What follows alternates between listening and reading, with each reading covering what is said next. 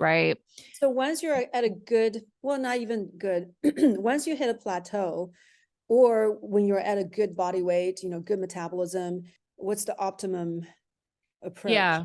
There's a couple of things that I'm like, I gotta say. One is, okay, you're hitting a plateau. Let's say you're like hitting a plateau on keto and you're still like 35-40% body fat and you want to lose more than that. That's not necessarily a sign that you should bring carbs back in by itself. A plateau is not like, yeah, a plateau would be a sign if these other things were in place. One, your blood sugar management is really good. And so, in order to know that, I do recommend testing. When you're on keto, your blood sugar should definitely, at least at the very highest on your fasting glucose, be in the low 80s on keto. Probably it's going to be in the 70s or, in some cases, if ketones are really high, even possibly high 60s, but we want like to see like 70s at the highest, like 80s in your keto, right? Like low 80s, very low. Um, and then your HbA1c, right, should be pretty low if you have been keto. So that's a measure of your blood sugar over a few months instead of just like that day. So if those are still, let's say you get your in HbA1c, want to see it like ideally below 5.3 would be like the max I would like to ever see, 5.4 is kind of pushing it. 5.5 not good, stay keto, I would say. Mm. So you're plateauing, but also like your biomarkers, those two especially, HbA1c probably being the most important one, is like under 5.3 or lower, I would say. Ideally more like 5.2, 5.1 would be like ideal. And you're plateauing, right? That's like, okay, well, I have good blood sugar management now, and this doesn't seem to be working. That combo, I think, would be good. But because here's the thing, a lot of times people are plateauing on keto because they're not really in ketosis. Mm. Most people this day and age are doing they're keto-ish. That is the worst thing you could ever do. I am telling you, if you want to just not lose weight or build muscle or have energy or sleep well or have good workouts, be keto-ish. I'm telling, for very few people that might work, but for most people, this is what you're doing. You're not actually in ketosis, because if you're eating like that, you're probably not checking your blood ketones. And it is really hard to eat low carb enough to actually be in ketosis for most people. So there's caveats, obviously, but like if you don't know if you're actually in ketosis and you're just kind of eating keto, you're most likely not in ketosis. Okay. And so now what you're doing is your body is running in a glycogen system, a glucose, a carb system. You're not in ketosis, you're in a carb system, but you're barely eating any carbs.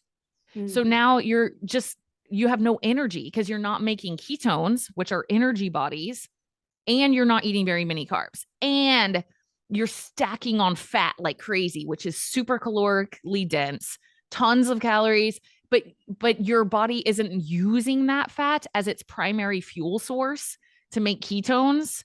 And so you're just asking for no results. So that's why I have to say that in terms of like, oh, I'm plateauing on keto. My question is, do you know if you're actually in ketosis or not?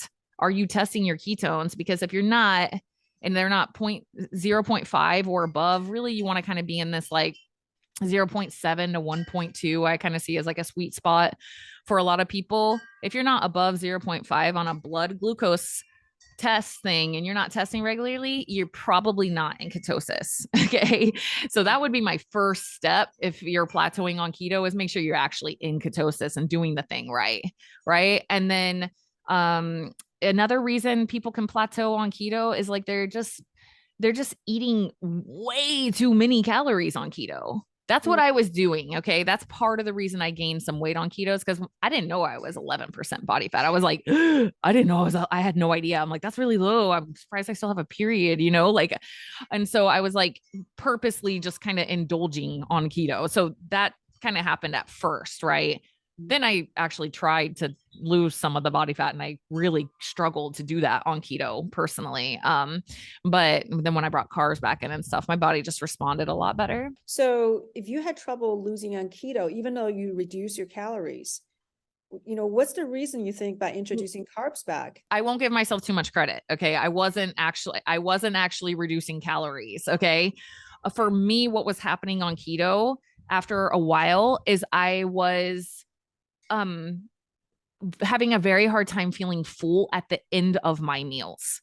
So I was trying to do that, but I was not being successful at it. I was like, oh, I'm still freaking hungry. I'm just going to have like more of this, or I'm like snacking on nuts a ton, or I was, like having a bunch of keto treats and cookies and bars. And I was just like, I'm still hungry. I'm still hungry. I'm still hungry.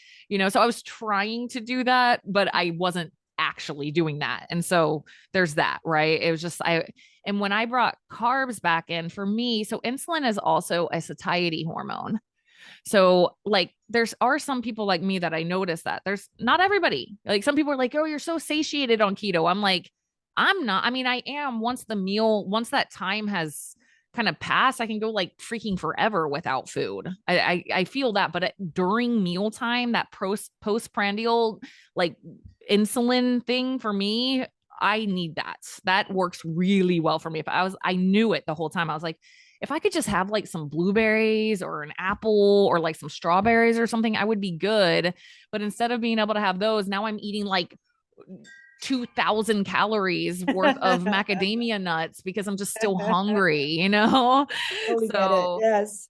yeah, just being real about all that. Like I was trying to do that, but on the more mental, emotional, like real human level, I was not being successful at that. Whereas when I brought cars back in, I was right. My intuition was correct. Like I could just eat my meal and have some blueberries or some strawberries, grapes, watermelon. And I'm like, okay, I'm good. Like moving on with life. Yeah, So yeah, I can totally relate.